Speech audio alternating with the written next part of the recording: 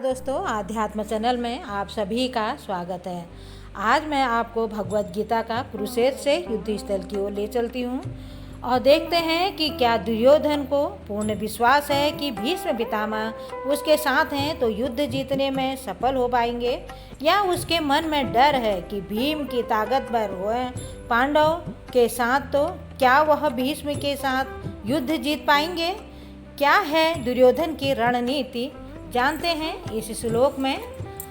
अपर्याप्तम तदस्माकं बलम भीष्म भीरिष्टिम पर्याप्तम त्वित मेतेषां बलम भीमाभिरश्रितम। हमारी शक्ति अप्रमेय है और हम जब पितामह द्वारा भली भांति संरक्षित हैं, जबकि पांडवों की शक्ति भीम द्वारा भली भांति संरक्षित होकर भी सीमित है। तो यहाँ पर इसका मतलब है कि जैसे कि हम यहाँ दुर्योधन से तुलनात्मक शक्ति का अनुमान करते हैं और वह सोचता है कि अत्यंत अनुभवी सेना नायक भीष्म पितामह के द्वारा विशेष रूप से संरक्षित होने के कारण उसकी शस्त्र सेनाओं की शक्ति अपरिमेय है। दूसरी ओर पांडवों की सेनाएं सीमित हैं, क्योंकि उनकी सुरक्षा एक कम अनुभवी नायक भीम द्वारा की जा रही है, जो भीष्म की तुलना के नगण्य है। दुर्योधन सदैव भीम से ईर्ष्या करता रहा है, क्योंकि वह जानता था कि यदि उसकी मृत्यु कभी भी होगी तो वह भीम के द्वारा ही होगी, किंतु साथ ही उसे दृढ़ विश्वास था कि भीष्म की उपस्थिति से उसकी विजय निश्चित है, क्योंकि भीष्म कहीं अधिक उत्कृष्ट सेनापति हैं। वह युद्ध में विजय होगा या उसका दृढ़ निश्चय था। अन्येषु च सर्वेषु यथा भागमनवस्थितः भीष्ममेवाभिरश्रन्तु भवन्तः सर्व इव।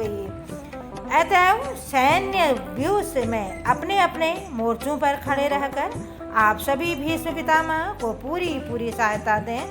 तो उसमें भीष्म पितामह के शौर्य की प्रशंसा करने के बाद दुर्योधन ने सोचा कि कहीं अन्य योद्धा यह न समझ ले कि उन्हें कम महत्व दिया जा रहा है, और वह दुर्योधन ने अपने सहज कूटनीति ढंग से स्थिति संभालने के उद्देश्य से उपयुक्त शब्द कहे। उसने बलपूर्वक कहा कि भीष्म देव निसंदेह महात्मा योद्धा हैं, किंतु अब वे वृद्ध हो चुके हैं। प्रत्येक सैनिक को चाहिए कि चारों ओर से उनकी सुरक्षा का विशेष ध्यान रखें। हो सकता है कि वे किसी एक दिशा में युद्ध करने में लग जाएं और शत्रु उस व्यवस्था का लाभ उठा ले। यह आवश्यक है कि अन्य योद्धा मोर्चा पर अपनी अपनी स्थिति पर अड़िग रहें और शत्रु को व्यूह न तोड़ने दें।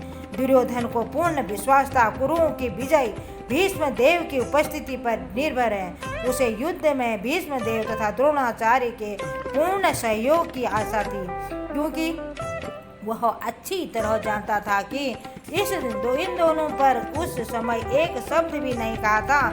जब अर्जुन की पत्नी द्रौपदी को असहाय अवस्था में भरी सभा में नग्न किया जा रहा था, और जब उसने उनसे न्याय की भीख मांगी थी, यह जानते हुए कि इन दोनों सेनापतियों के मन में पांडवों के लिए स्नेह था, दुर्योधन को आशा थी कि वे इस स्नेह को उसी तरह त्याग देंगे जिस तरह उन्होंने द्रुत क्रीड़ा में अवसर पर किया था। धन्यवाद।